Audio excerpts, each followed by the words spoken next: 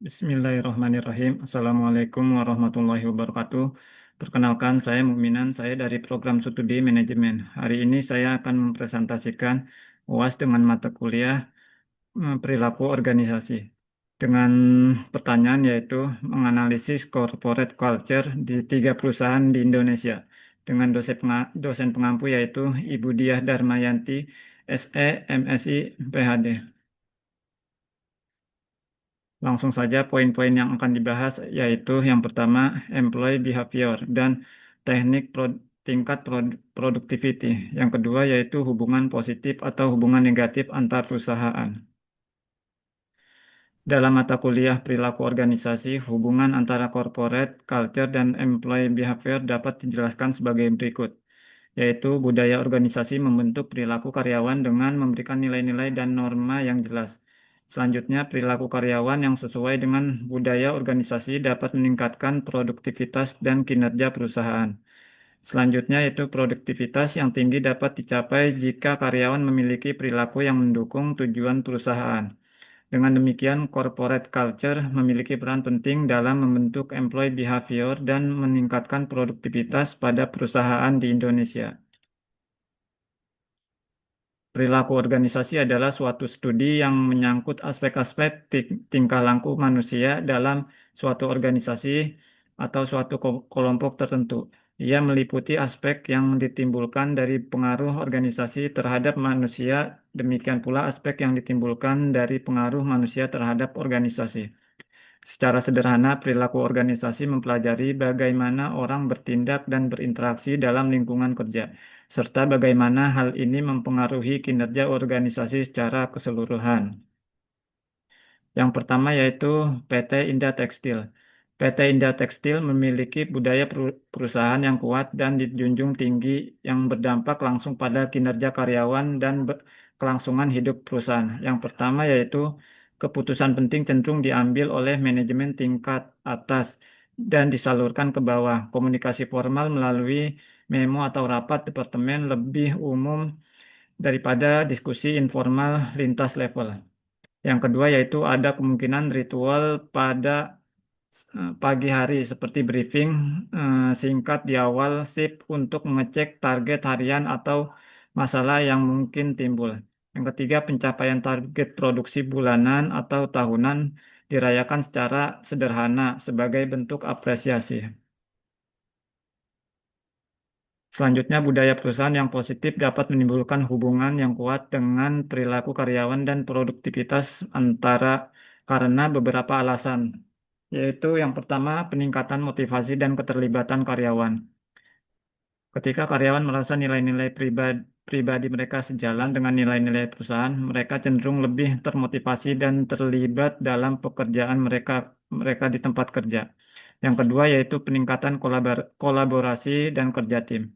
Budaya yang mendorong kerjasama, komunikasi terbuka, dan saling mendukung akan memfasilitasi kolaborasi antar karyawan. Selanjutnya yang ketiga yaitu peningkatan kesejahteraan karyawan. Budaya yang peduli terhadap kesejahteraan karyawan, misalnya melalui keseimbangan kerja hidup, pengakuan, dan dukungan, akan mengurangi tingkat stres, kelelahan, dan turnover karyawan. Sedangkan yang negatifnya yaitu yang pertama, menurunnya motivasi dan keterlibatan karyawan ketika karyawan merasa tidak dihargai, tidak didengar, atau diperlakukan tidak adil, motivasi mereka akan menurun. Yang kedua yaitu rendahnya kolaborasi dan komunikasi budaya yang toksik atau yang tidak mendorong komunikasi terbuka akan menghambat kolaborasi. Yang ketiga yaitu kurangnya inovasi.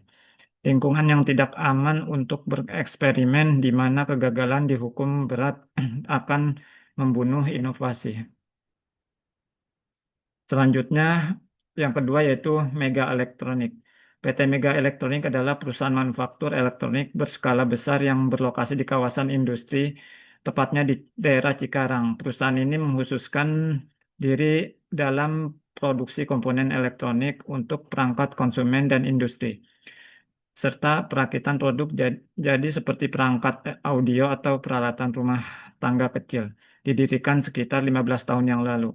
Perusahaan ini dikenal dengan efisiensi produksinya dan kemampuan adaptasinya terhadap teknologi baru. Budaya perusahaan yang positifnya yaitu yang pertama, seringnya diadakan rapat proyek lintas departemen, R&D dan produksi pemasaran untuk membahas kemajuan, tantangan, dan inovasi produk. Yang kedua yaitu ketika ada masalah teknis atau produksi, ada kebiasaan untuk segera membentuk tim kecil untuk mencari akar masalah dan solusi, seringkali dengan pendekatan data atau driven. Yang ketiga yaitu karyawan didorong untuk terus belajar dan memperbarui pengetahuan mereka tentang teknologi terbaru, mungkin melalui pelatihan internal atau eksternal. Untuk budaya positifnya yaitu yang pertama, ketika karyawan merasa nilai-nilai pribadi mereka sejalan dengan nilai-nilai perusahaan, mereka cenderung lebih termotivasi dan terlibat dalam pekerjaan mereka. Yang kedua yaitu budaya yang mendorong kerjasama, komunikasi terbuka, dan saling mendukung akan memfasilitasi kolaborasi antar karyawan. Yang ketiga yaitu budaya perusahaan yang kuat dan positif. Tidak hanya menarik bakat terbaik, tetapi juga membangun reputasi perusahaan di mata publik dan pelanggan. Untuk budaya negatifnya yaitu yang pertama, ketika karyawan merasa tidak dihargai, tidak didengar, atau diperlakukan tidak adil, motivasi mereka akan menurun. Yang kedua, budaya yang terlalu menuntut, penuh tekanan tanpa dukungan atau dorongan persaingan tidak sehat dapat menyebabkan tingkat stres dan burnout yang tinggi di antara karyawan. Selanjutnya yang ketiga yaitu lingkungan yang tidak aman untuk bereksperimen, di mana kegagalan dihukum berat akan membunuh inovasi.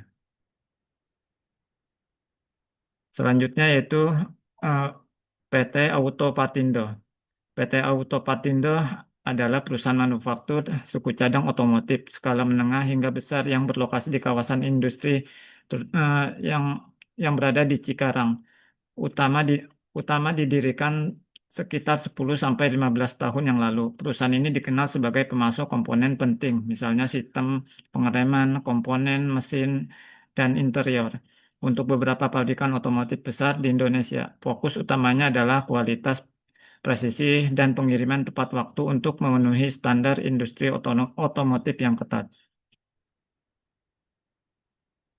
Budaya yang dimiliki perusahaan tersebut antara lain yaitu rapat kualitas harian atau mingguan, tim dari berbagai departemen produksi kontrol kualitas engineering secara rutin bertemu untuk membahas metrik kualitas, masalah yang muncul, dan tindakan perbaikan. Yang kedua yaitu budaya audit dan inspeksi. Proses audit internal dan eksternal yang ketat adalah bagian rutin dari operasional. Karyawan terbiasa dengan inspeksi di setiap tahap. Yang ketiga yaitu komunikasi formal dan instruktur. Dengan pentingnya detail dan prosedur, komunikasi cenderung formal, terdokumentasi, dan mengikuti jalur hierarkis yang jelas. Untuk budaya positifnya yaitu yang pertama ketika karyawan merasa nilai-nilai pribadi mereka sejalan dengan nilai perusahaan, mereka cenderung lebih termotivasi dan terlibat dalam pekerjaan mereka. Yang kedua yaitu budaya yang mendorong kerjasama, komunikasi terbuka, dan saling mendukung akan memfasilitasi kolaborasi antar karyawan. Yang ketiga yaitu budaya yang peduli terhadap kesejahteraan karyawan, misalnya melalui keseimbangan kerja hidup, pengakuan, dan dukungan, akan mengurangi tingkat stres, kelelahan, dan turnover karyawan.